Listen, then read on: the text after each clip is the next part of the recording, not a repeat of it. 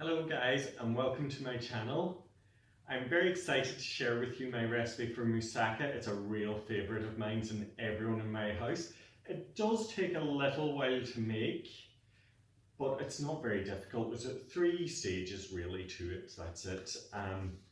It's a bit like, for anyone that doesn't know, it's a bit like a Greek lasagna in the way that it is layered, a layer of potatoes, a layer of aubergines and a meat layer with a white sauce layer then on top, and it's every bit as good as that sounds. So we'll get things underway now, we'll get started because it takes a while.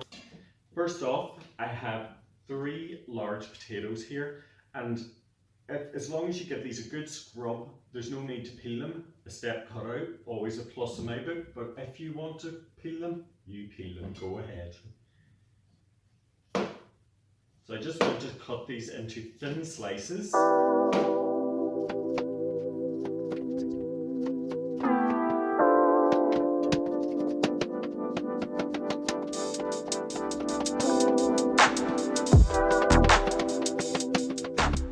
So this is about the size, just a couple of millimeters thick is what I'm looking for in the potatoes, and exact same with the aubergine. Just get rid of the top and the thin slices as well.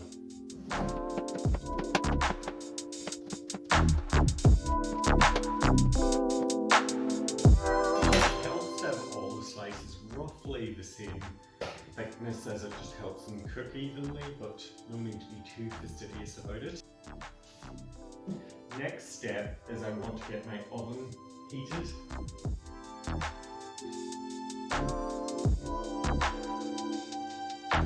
And that is 200 degrees or 180 fan. Using the largest pan you have, get it on some heat, and you want about a tablespoon's worth of oil. This is really all going to depend on the size of pan you're using, but I'm just going to brush that about so it spreads evenly. This is where my recipe differs a little again from the traditional, because traditionally the potatoes and aubergine are deep fried, but I've probably told you before that I don't like to deep fry unless absolutely necessary, and I don't think it's necessary for this recipe. We don't lose any flavour by not deep frying them. So I'm just going to layer my potatoes in a single layer in the pan. I don't need them cooked completely right through at this point. I just want to give them a lovely golden colour. This will take a few batches to do. I've got a lot of vegetables here.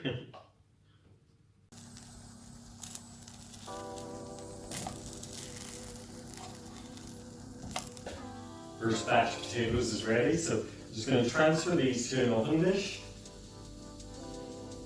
And a slight overlapping layer. And I'm just going to repeat this process until all my potatoes are cooked and in an even layer, and then I'm going to do the same with my aubergine and then pop it into the oven.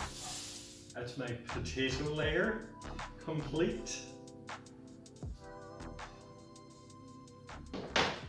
Let's move this off the heat for a second.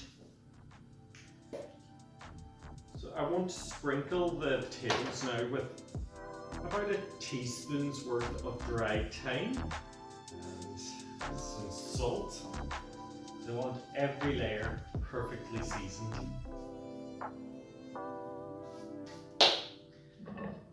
So I'm going to add another tablespoon of oil to the pan. Shake spread it. And now for the aubergine. I used to always salt my aubergines and let them draw out all the moisture because this was meant to prevent them from being bitter. Now I cut that step out altogether, and I don't do it for anything I do with aubergines because frankly I don't think it makes any difference. I don't know if it's old-fashioned that they used to grow or breed aubergines differently, whatever they do with them, but it doesn't seem to be necessary anymore.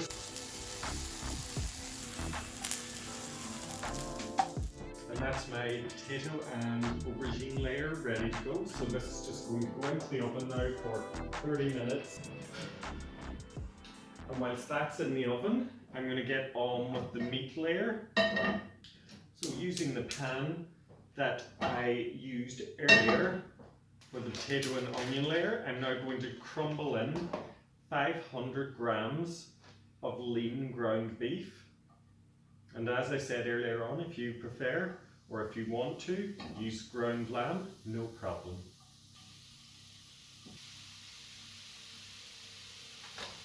Rid of this and have a quick hand wash. While the beef is browning in another saucepan, I am going to just sweat some onions over a low heat. I just want them to soften and become almost translucent. And I'll mince in 2 cloves of garlic to the pan with the onions.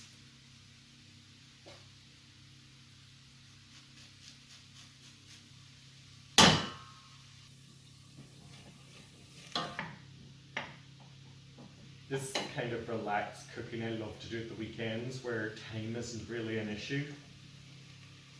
Turn my beef about in the pan. And my onions have almost had their time and my beef is brown, so I'm just going to add the beef into the onions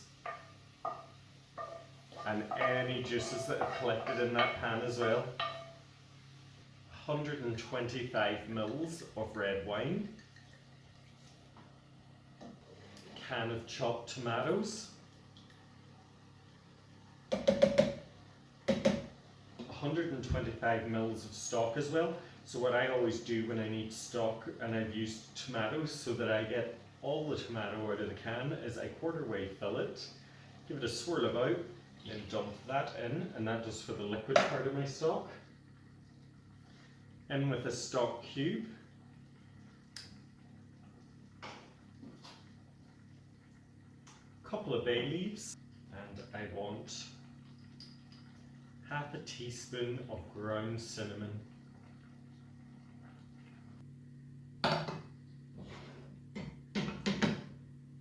And that can simmer away there by itself while I get on with the bechamel part of the sauce.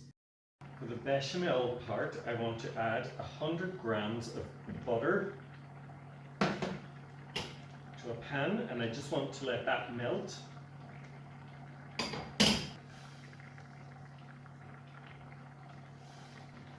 My butter's melted, so I'm going to add in 100 grams of flour. So to make things easy, it's equal weights of butter and flour. Just stir that into the sauce until you get like a crumbly, sandy texture almost.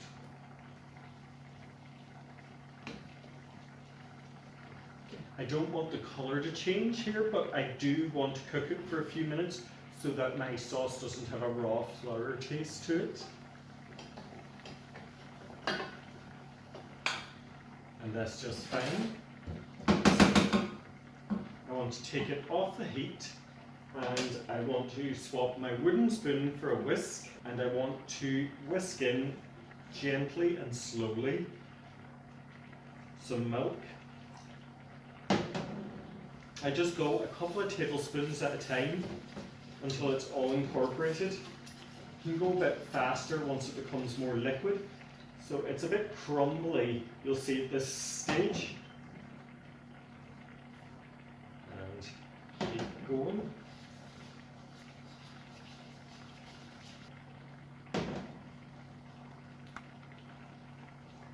I find this method works brilliantly. I never get any lumps in my sauce, and it means I don't have to dirty another pan, heating the milk in a separate pan. Just can't be bothered with all that washing up. So it's becoming more liquidy and sauce-like now, so I can add my milk a little more generously.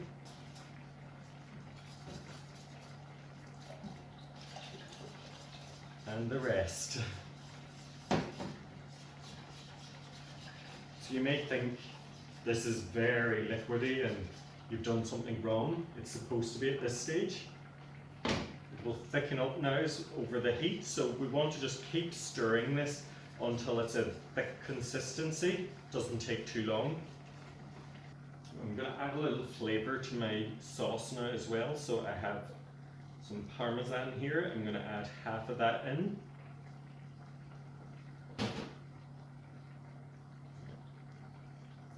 Pinch of salt and some white pepper. I use white pepper because I don't want flecks to look like flecks of dirt almost in my sauce.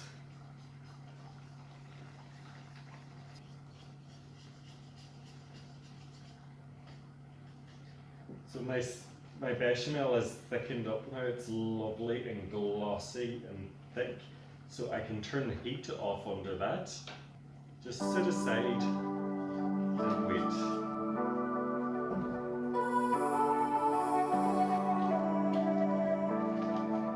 And that's it, my meat sauce is ready as well. I'm just going to check on the potato and aubergine layer, and I think we're ready to layer up.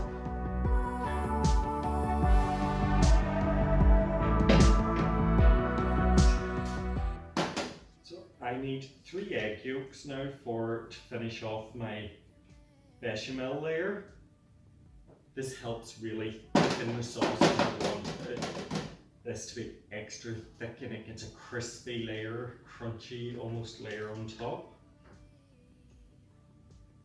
So add my yolks in and whisk it quickly.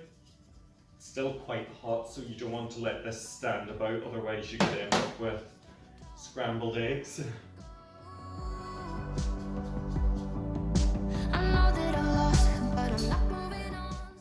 Just check it for seasoning. Needs a little bit more salt.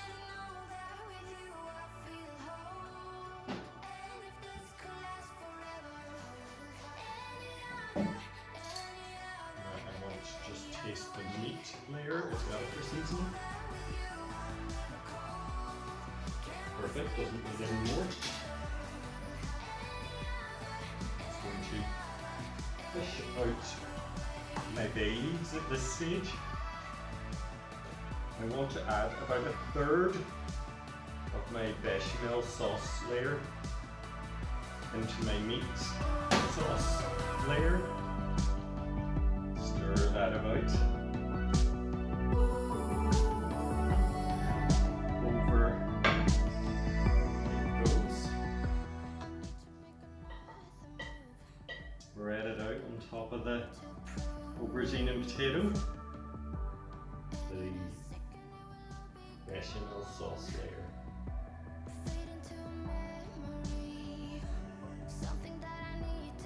Give it another sprinkling with Parmesan.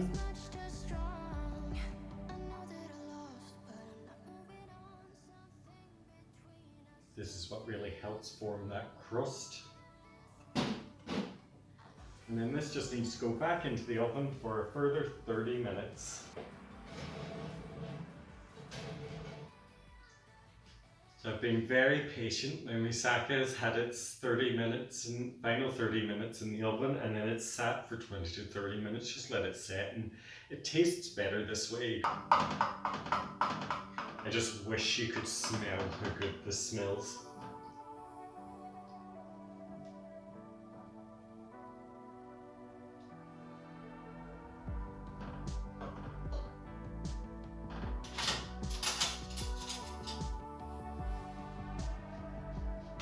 I really can't tell you how much I'm looking forward to this.